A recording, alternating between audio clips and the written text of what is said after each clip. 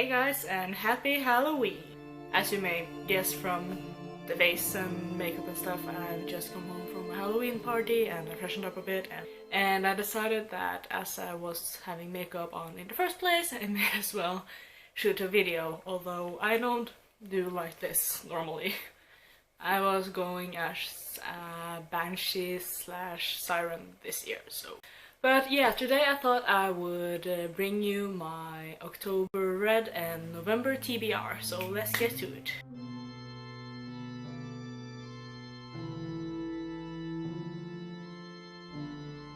A lot has been going on in my life in October, and therefore I'm actually surprised that I managed to read almost everything on my TBR for this month. I just exchanged one of the books for another.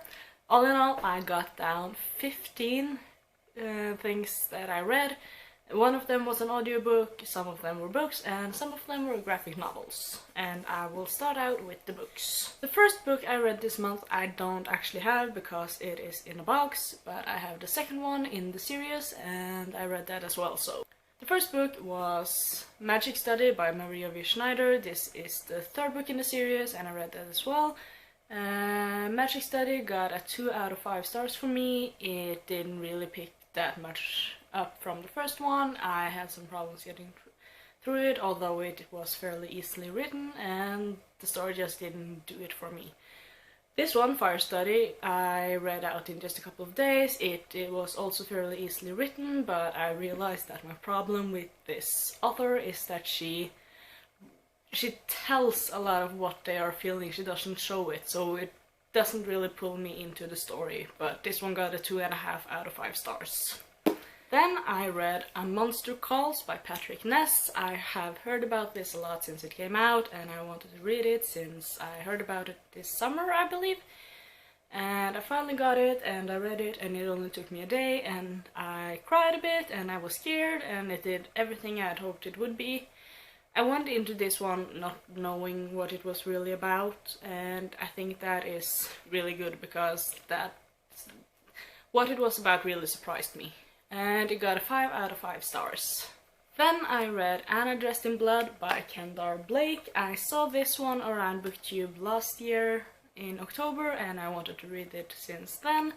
And I bought it this January and I finally got around to reading it, and it did scare me at first, and I really loved the start, but then things turned around and the main storyline just flopped, and yeah, but it still got a good rating from me because it did scare me and the romance was better than a lot of other romances I've seen before. It was built on respect and trust and mutual interests and life views, and that is important to me, that a romance is actually natural. And I gave it 4 out of 5 stars. The last book I read this month was a release of the month, and it is a Norwegian book, and it is the ending of a trilogy that has gotten a lot of attention in Norway because it is really original. And that book is Evna by Siri Pettersen, and as I said, it's the last book in a trilogy by the name of Ravneringene, or the Raven Rings, and I enjoyed this. And to understand what I'm saying now, you have to know what I thought about the first ones. And the first book, I really liked the story, but I felt that it was missing something. The author had something to learn about writing, and some stuff just went way too fast for me, and that kind of ruined it. But that was her first novel ever, so it's kind of okay. In the second book, she had evolved a lot as a writer in her writing style, but the storyline was not as I had hoped based on the first book, and therefore I didn't like the storyline, but I liked other stuff. And I had mixed feelings about the last one because I hoped that she would have taken the two things that I liked from the previous books and mixed into this one, and she did. She managed to do it. She had a good writing style and the story was really interesting and the ending is awesome. And if you're Norwegian, I suggest you read this. This got a 5 out of 5 stars from me. The audiobook I listened to this month was A Girl of Thorns and Roses by Ray Carson, and I did enjoy it, but I think a lot of that was based upon the narrator, that was Jennifer Ikeda, and I really like her. The story isn't bad. I do enjoy her take on religion and the way religion works, and the whole concept of God's right-hand man and stuff like that, but something about it just didn't click for me. But I'm still listening to the second one in the series right now as I'm filming this video, and I will listen to the third one and the short stories as well. And it ended up with me giving it 3 out of 5 stars. Then we move on to graphic novels. The first graphic novel I read this month was Saga Volume 5 by Fiona Staples and Brian K. Vaughan. I really enjoyed this. It was fast-paced, and I'm already a fan of the series, so that ain't a problem. I really like the ending, and I need to know what's going on, so if anyone knows when the next novel is coming out, please let me know. And I ended up giving it 5 out of 5 stars. Then I received and read ElfQuest, The Final Quest issue 11, and I gave this as well 5 out of 5 stars. I can't say too much about this without spoiling, so just food for thought. You should really read ElfQuest and start at the beginning, because if you jump into ElfQuest, Final Quest, you will not know what's going on. Then I read Through the Woods by Emily Carroll. I've been wanting to read this one as well since October last year, and I ended up reading this in one day that I was sick and didn't really feel like starting a new book, and I really enjoyed it. I didn't think I would, because I don't really do that well with short stories, and the art style is really special, but it all just panned out to be awesome. It ended up with me giving it 5 out of 5 stars. Then I read and finished Lock and Key graphic novel by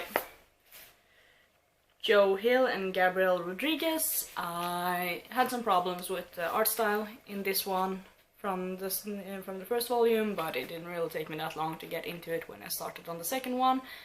And all in all, I really enjoyed the story. It had an awesome, I'm gonna put this down, it had an awesome arc and development, and characters were really evolving throughout, and just, yeah, I can really recommend it. As I said, the art style takes some time to get used to, but when you get used to it, it is totally worth it.